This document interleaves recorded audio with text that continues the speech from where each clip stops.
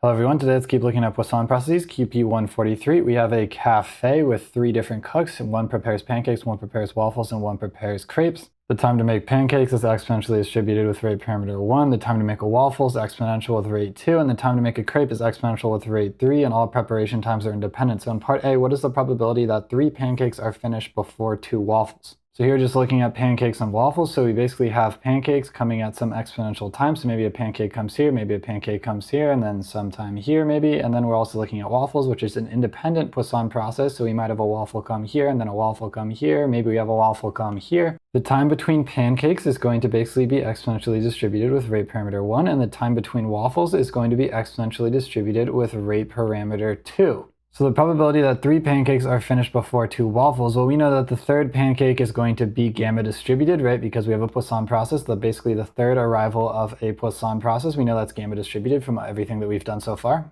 And then the time until the second waffle is also going to be a gamma distribution. So in this question, I'm basically asking what is the probability that a gamma variable with k equal to 3 in the first case, right, with rate parameter 1 for pancakes is greater than basically a gamma with, we're looking at our second arrival here, and rate parameter 2. So do we actually want to calculate this straight up? Absolutely not. The gamma has pretty much the worst PDF out of any continuous distribution, or the most complicated one. So we really do not want to solve it this way, but you remember with every Poisson process, there's a lot of cool tricks, especially due to basically the memorylessness of the exponential that we can use that's going to make this question a lot easier. So the first thing to think about is what is the probability in general that a pancake comes before a waffle? We've done that before, just like in QP140, right? That was part A of QP140 basically.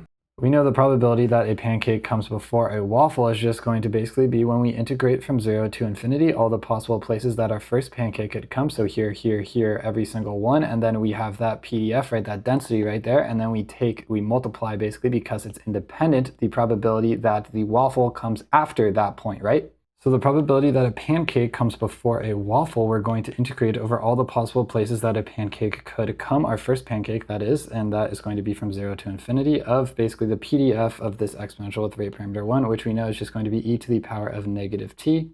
And then for every single one of these density points, let's say it's this one right here, what's the probability that the waffle comes after that? Well, that's just 1 minus the CDF of basically the exponential. So that's just going to be, in our case, we have an exponential with rate parameter 2. The CDF of that is going to be e to the power of negative 2t.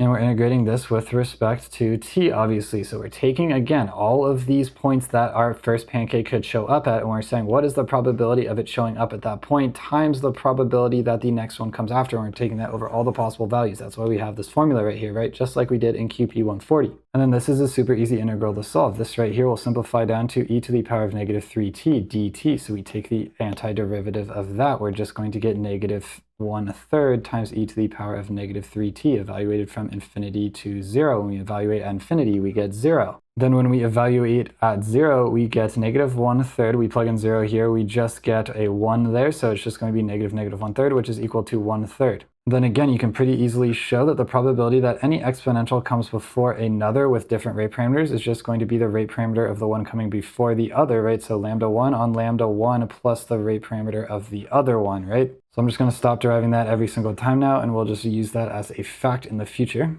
But basically, given our next arrival in this process right here, the probability that it is a pancake is going to be 1/3. The probability that it is a waffle is going to be 2/3. Again, you could get this right here by just that same formula that we talked about. The rate parameter of W is 2, and the rate parameter, we add the 2 ones up on the bottom, and we get 2/3, right? It's pretty simple, right? And again, the unique property of the exponential distribution, which we proved in QP137, was that it is memoryless. So right here, when this first arrival happens, which happens with probability 1/3 that it's a pancake and probability 2/3 that it is a waffle, the probability of the next arrival being a pancake or a waffle is going to be the exact same, because right at this point right here, our distribution basically restarts. We are memoryless, right? We don't care about where we start. So one more time, at this point right here at first arrival, or at any point within the whole number line, the distribution until the waiting times are going to be exactly the same as they were at the start. So for that reason, at the time of my first arrival, the probability that the next one is a pancake is going to be 1/3 again, and the probability that it's a waffle is going to be 2/3. At this point right here, the point of second arrival, then the probability of third arrival is going to, again, for pancake be 1/3 and for waffle be 2/3 for every single point. So now what is the probability that 3 pancakes are finished before 2 waffles? Well, we could have basically pancake, pancake, pancake. We could have then maybe waffle, waffle after. We could have that. Again, we can calculate the probability of the sequence very easily. The probability of a pancake is going to be 1/3, and then it's also going to be 1/3 for every single pancake, and then we're going to have 2/3 for a waffle, right, and 2/3 for a waffle. So we would just multiply all these to get the probability of this exact sequence right here. So this right here is just a binomial question because, again, we have constant probabilities and they're independent. And the next thing to know when solving this is that the probability right here is going to be decided by the 4th arrival. So if I have 4 arrivals like so, then either I'm going to have 3 pancakes or I'm going to have 2 waffles, right? That's just pigeonhole right there. If 3 of them are pancakes, well then the 3rd pancake came before the 2nd waffle because we'd only have 1 waffle, obviously. If all 4 of them were pancakes, well then obviously the 3rd pancake came before the 2nd waffle. However, if we only had 2 pancakes, then we'd have to have 2 different waffles, and in that case the waffles would have 1, right? Because now we have 2 waffles before our 3rd pancake. So at the time of our 4th arrival, we are guaranteed a winner between 3 pancakes and 2 waffles. So the probability that the 3rd pancake came before the 2nd waffle is just the probability that either I have 3 pancakes and 1 waffle, or I have 4 pancakes within my first 4 arrivals. So now this is just a binomial. The probability of 3 pancakes and 1 waffle is just going to be 4 choose 3. I'm choosing 3 of my arrivals out of 4 to be pancakes, and then the probability of 3 pancakes is going to be 1/3 cubed, right? And then the probability of a waffle is going to be 2/3, and the probability of all 4 of them being pancakes is just going to be 1/3 to the power of 4. So this is going to be our final answer.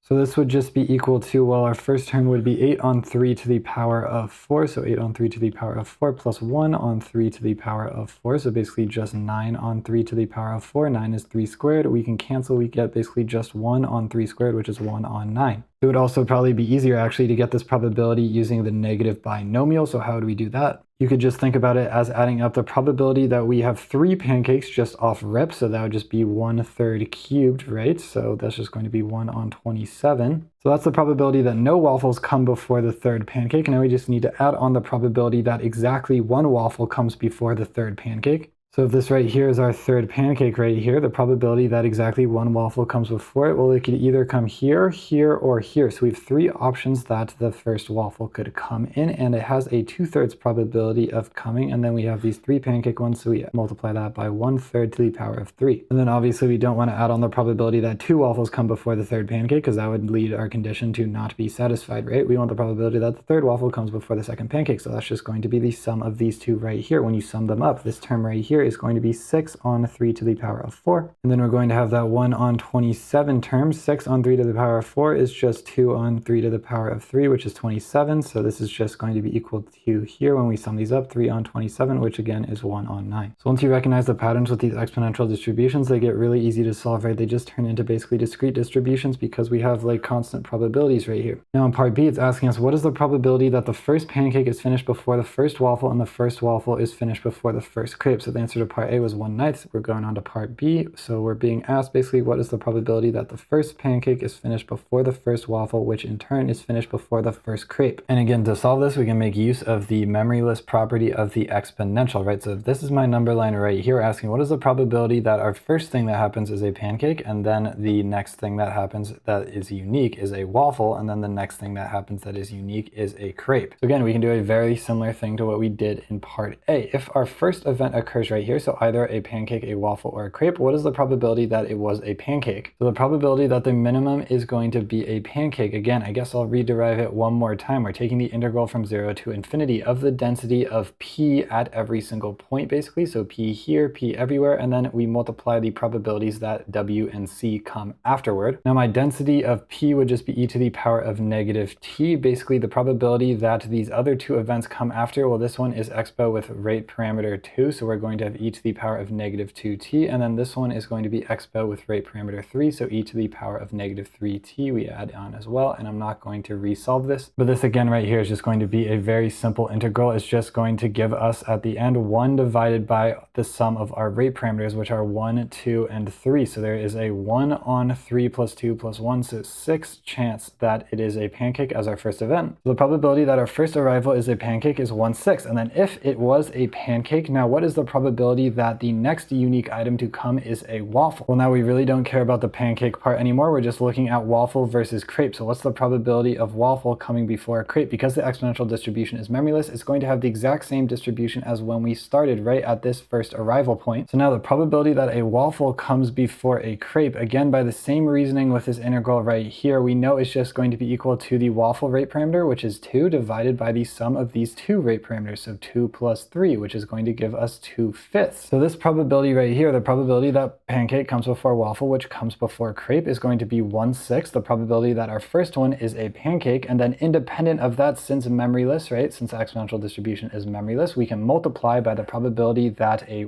W comes before a C, a waffle comes before crepe, so times 2/5. And 1/6 times 2/5 is going to be 2 on 30, which is equal to 1 on 15. So that is the probability that pancake comes before waffle, comes before crepe, again using memrylessness and all these nice properties of the exponential distribution. So now in part C, we're going to be doing very similar things. So given the first pancake is the last item to finish among the first pancake, first waffle, and first crepe, what is the probability that the first pancake is finished before the first waffle? So to encode this in math terms, it's the probability that P, the probability of pancake, finished before the first waffle, so P less than W, and we're given that the first crepe is the last item to finish, so basically the maximum of P, W, and C is going to be the crepe, right? So we have a conditional probability question here. First thing on the agenda is just to find the probability that the maximum of P, W, and C is equal to C. So let's do that first. Well, again, we could solve this the hard way or the easy way, so let's do it the easy way. And that way is where we take advantage of the memrylessness property of the exponential distribution. The probability that the maximum of them is going to be equal to C is just the probability that, well, x1, sorry, actually P is less than W is less than C, plus the probability that W is less than P is less than C, right? That's because obviously if our crepe comes last, we either have to have pancake in front of waffle or we have waffle in front of pancake. They are disjoint and they completely partition our sample space, so a little law of total probability action here. So the probability that the pancake comes before the waffle comes before the crepe, again, that was exactly what we were asked in part B, and we got 1 on 15 for that. So now all that's left to calculate is this right here, which we can solve much the exact same way. So this right here is just going to be equal to the probability that a waffle comes first in general. So if our first event right here, what's the probability that it is a waffle? Again, we're just going to take the rate parameter for waffle, which is 2, and we divide that by the sum of all 3 rate parameters. So just going to be 1 plus 2 plus 3. So that's going to be 2/6, which is equal to 1/3. And now once we have our first arrival, we have memrylessness. So we have the exact same distribution for basically the pancake being less than the crepe now. So now what's the probability that the pancake is less than a crepe in general? And we're just going to use the same trick yet again. The rate parameter for P is 1. The rate parameter for C is 3. So the probability that P comes before C is going to be 1 on 1 plus 3, which is equal to 1/4. So we take the probability that the waffle comes first. So the probability the waffle comes before the pancake and the crepe. And then we multiply that by the probability that the pancake comes before the crepe after our first waffle has already been had, right? So we have 1/4 times 1/3 equals 1/12. So now this probability right here is going to be 1 on 15, right? This one here, plus 1 on 12, which is going to be equal to, when we find a common denominator of 60, we can do 4 plus 5 on 60. So that's going to be 9 on 60. So that's going to be 3 on 20. And we know definition of conditional probability. We're going to have the probability of the max being equal to C on the bottom. That's going to be 3 on 20. And then on the top, we just need to find the probability that P is less than W and the max of these is equal to C. So the intersection of these two events, again, just the definition of conditional probability. So now what is the intersection between P being less than W and the maximum of them being equal to C? Well, again, that's just going to be the probability that P is less than W and W is less than C. And again, this is exactly what we calculated in part B. It's going to be 1 on 15. So this is just going to be equal to 1 on 15 divided by 3 on 20, which is going to be 1 on 15 times 20 on 3. So now that's just going to be 20 on 45, which is going to be equal to 4 on 9. So that's going to be our final answer for part C. Again, making use of basically the memrylessness of the exponential to make this a lot easier. So yeah, I shouldn't be circling things that are not the answer. The answer is 4/9.